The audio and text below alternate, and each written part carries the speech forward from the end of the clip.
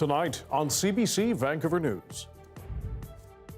Decriminalization was never about using drugs in public, ever.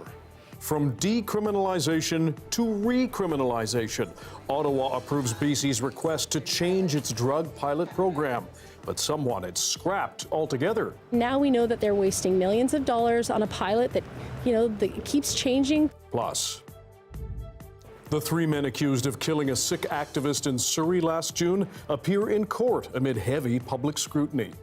And they said there was already another food bank in the area. As more British Columbians rely on food banks to get by, some of those food banks are getting frustrated by funding. This is CBC Vancouver News.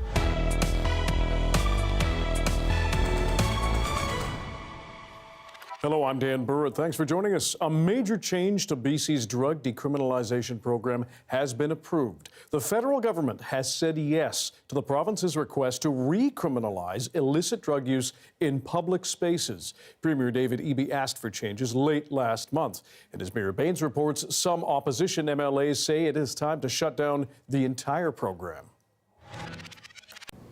BC's request to recriminalize the use of illicit drugs in public spaces has not only been approved by Ottawa, but will take effect immediately, says the federal minister for mental health and addictions.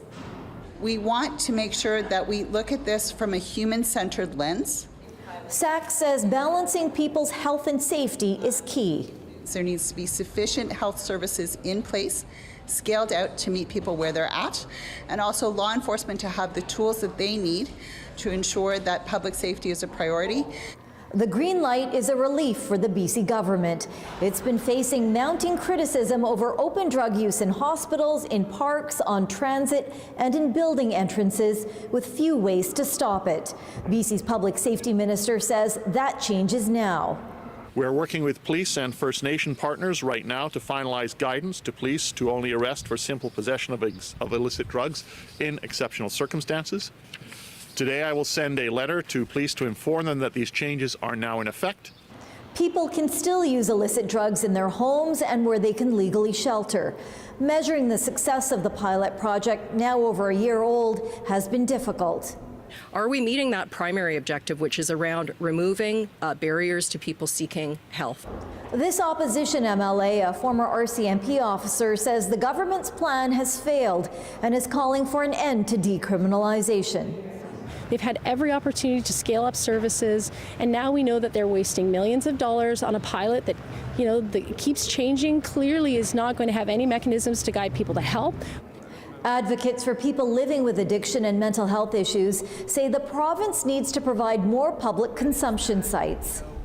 Where are people going to use substances that don't have a place? And so I would hope that moving forward that overdose prevention services that provide inhalation and other harm reduction services would exist throughout all municipalities. A third party has been tasked with evaluating the decriminalization project, and with the provincial election looming, the BC NDP's move to continue the pilot, albeit with big changes, could be evaluated by voters at the polls. Mira Baines, CBC News, Victoria.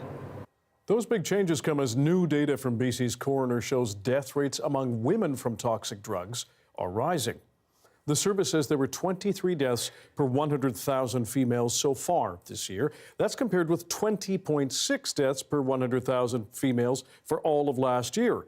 The report shows at least 572 people were killed in the first 3 months of this year by poison drugs, and that unregulated poison drugs killed at least 192 people in March alone. That is a drop of around 11% compared to the previous March. We need to continue to reduce, though, the fear that people have that if they are using drugs and they get into trouble, we want them to know they can reach out. We want them to know they don't have to be afraid of calling 911. They don't have to be afraid of reaching out if they're in their home and they're by themselves. The coroner's report shows the majority of poison drug deaths are people who are alone and indoors. 3 men accused of killing Sikh activist Hardip Singh Nar last June appeared in a Surrey court today. The three all-Indian nationals were arrested in Edmonton last week. Each is charged with first-degree murder and conspiracy to murder. As Georgie Smythe explains, the case is putting renewed focus on allegations that Indian government officials have been actively meddling within Canada. There was just an extraordinary level of interest in this second court appearance today. More than 100 members of the Sikh community came out to witness the hearing of the three men accused of killing their temple leader, Hardip Singh Nar. There was a long queue to get into the courthouse and into the courtroom as well, and certainly a bit of jostling to get to the limited seats available in there and in the overflow room.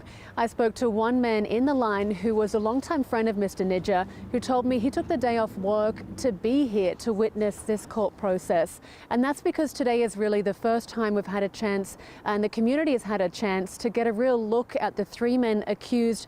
Karanpreet Singh, Kamalpreet Singh and Karan Bra were arrested in Edmonton on Friday. They appeared separately via video link in the Surrey courthouse today, wearing red jail-issued uniforms, and weren't required to say much other than to confirm they understood the directions of the court. A Punjabi translator was brought in to communicate with Kamalpreet Singh, and the issue of translation services was brought up by the Men's Council for future appearances. We expect these matters to continue in court in the next 2 weeks.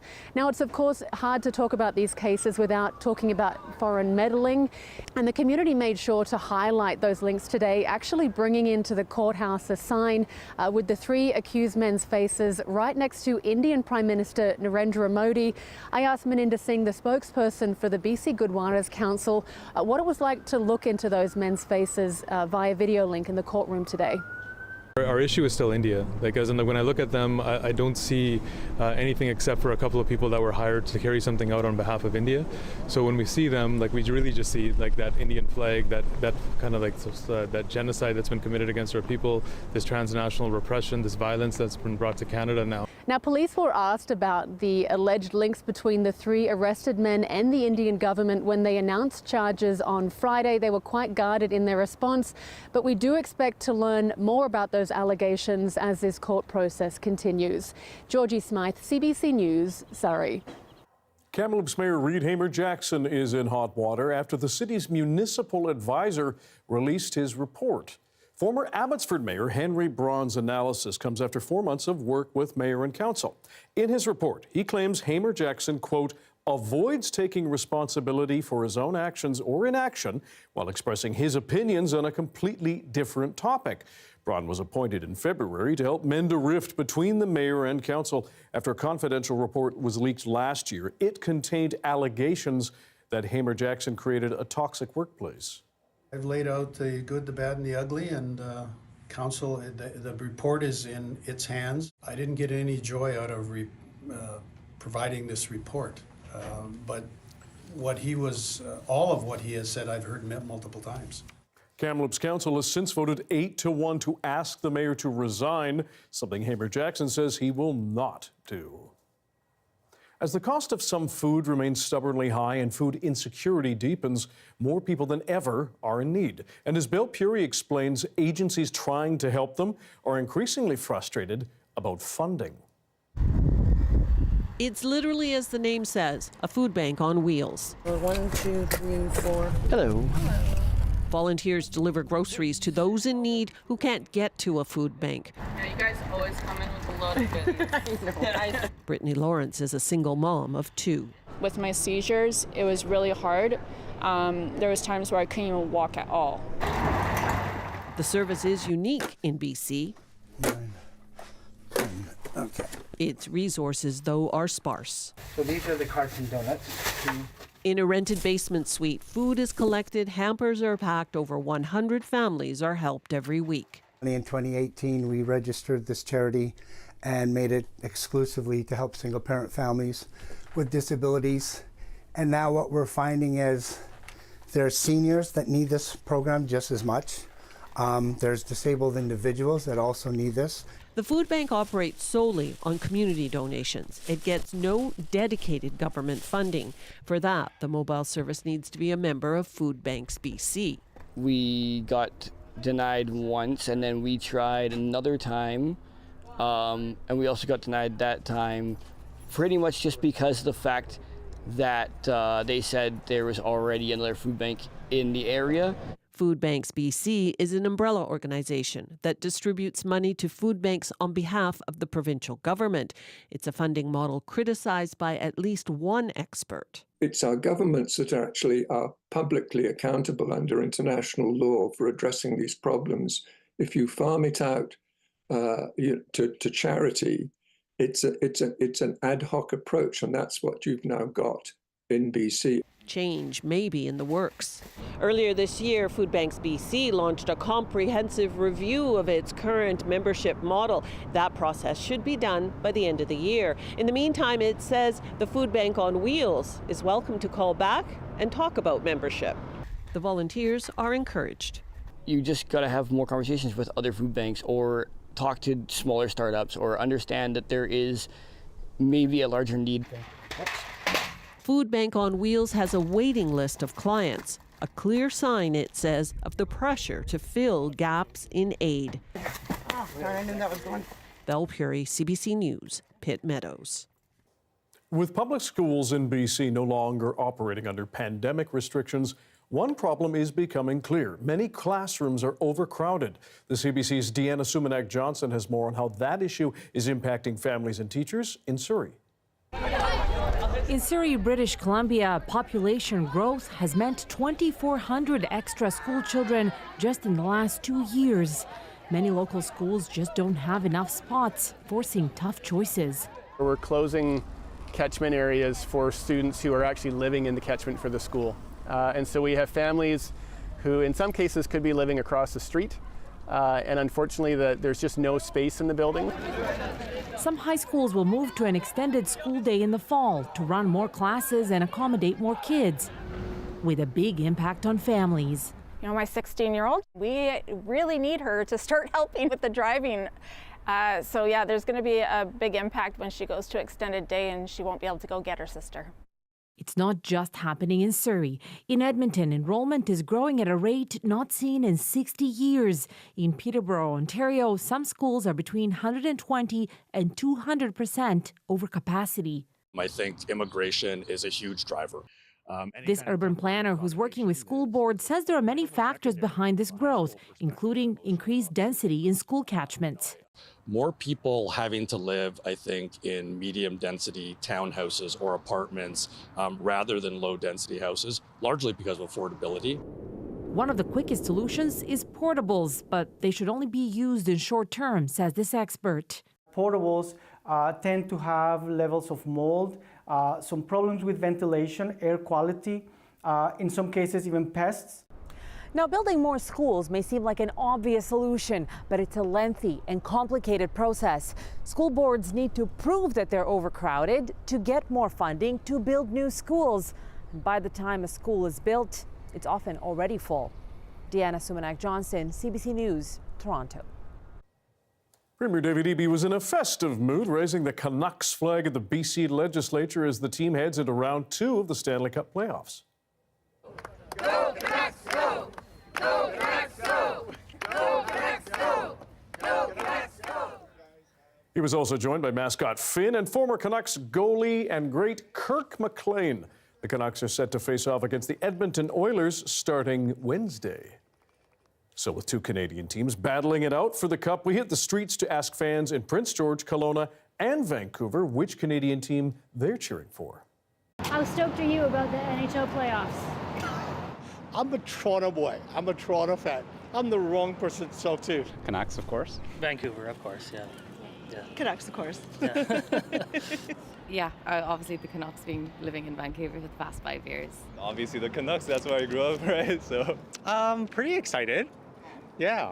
Who are you cheering for? Of course, the Canucks. The Vancouver Canucks, go Vancouver, go, and that's coming from the Fort St. James and everybody up north here. I'll be cheering for the Vancouver Canucks and specifically Arthur Seelobs. I've been a Vancouver fan since I was little, and I went to Stanley Cup games when I was younger and always cheered for the Canucks, so I think it's their time. They haven't won one yet and they're due. Canucks, definitely, right? I mean, Canucks are gonna win.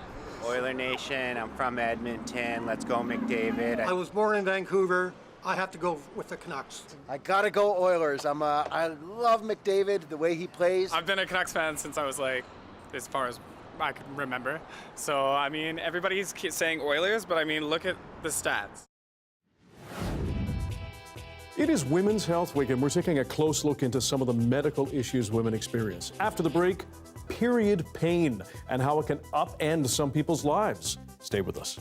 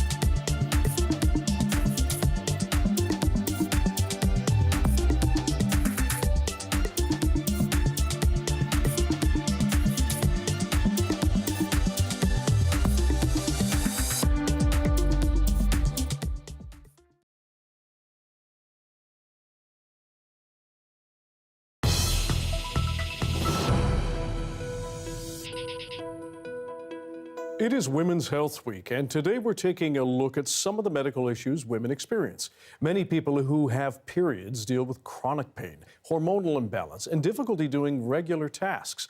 Beneat Breach spoke with women who struggle with their periods and with healthcare providers who say they shouldn't have to. Periods, the cramps, cravings, mood swings, and not to mention the bleeding. Yeah, well, everyone has different experiences. For me, it's really painful. Yeah, me too. A lot of people just dismiss how a woman's body reacts to the different cycles. A horror. I don't have a regular period, and I've been to doctors, and it seems that they hear me, but they don't act on it. Recently, as I've gotten older, it's been something that I've kind of been able to forget about a little bit, because I've kind of found ways to deal with it. And as you just heard, they can be very tough for some people. What's your period like, if you're comfortable talking about it? Absolutely. It's incredibly heavy. I experience a lot of clotting and really bad cramping, and it'll typically last anywhere from 7 days up to 11, if not longer. Morgan's been struggling with this since she was 11. I'm 26 years old and still experiencing, if not worse, conditions. Menstruation can be incredibly debilitating. For myself, army crawling out of the bathroom, not being able to walk properly, contraction-like cramping. Oh, it's horrible. 25% of women have periods that are out of control. The hemorrhage that they go through by the hour, wearing double protection and diapers in bed and so on, from the age of 11 or 12 through their lives, and they don't mention it to anyone. I thought it was normal. Morgan's been struggling with this since she was 11. We have our moments, so I just really grinned and bared it for many, many years until I tried to seek help for it. And I think the grin and bear it kind of societal taboo that was there is no longer. There are no reasons nowadays why anyone who's having their periods until menopause should be suffering from pain, PMS, bad periods, and the likes. Now, some doctors are going far enough to say that some people don't need to have their period if they don't want to. And then the question about, do we really need to have periods? For well-being, I suppose, and for reproductive capacity, yes, but a lot of women choose not to have periods, and they have that option now. If you don't want to have a period, you can take continuous birth control pills, you can have Mirena IUDs, you can have all kinds of interventions. So at least it's a choice. I think we really need to change the narrative around periods. We need to educate women that it's okay not to have them, that it's a uterus and it's there to sustain a baby in a pregnancy.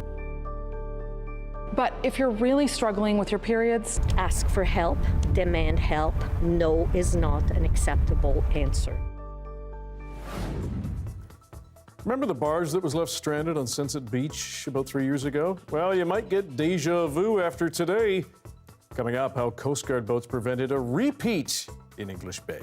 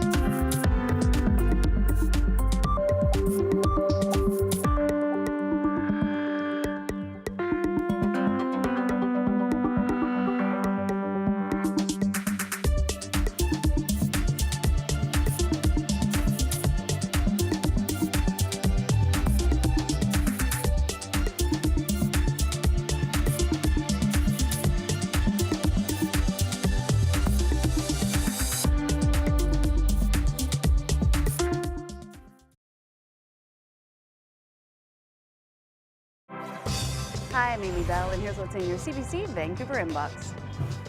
May is Asian Heritage Month, and we're celebrating by sharing the stories of amazing Asian Canadians who are making meaningful contributions in the community. Visit cbc.ca/BC Community to learn more. And never miss a special programming series, event, or contest. Subscribe to CBC Vancouver's e-newsletter at cbc.ca/Vancouver Inbox and keep connected with us.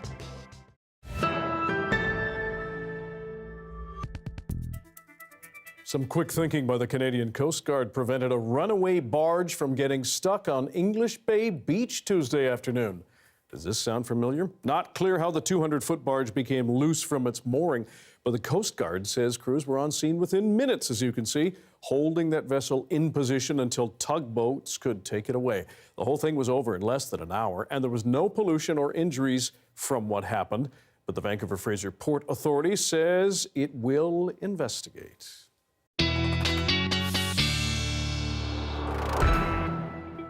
Darius Madavi is away this week, so weathercaster Victor Paulo joins us now with the BC forecast.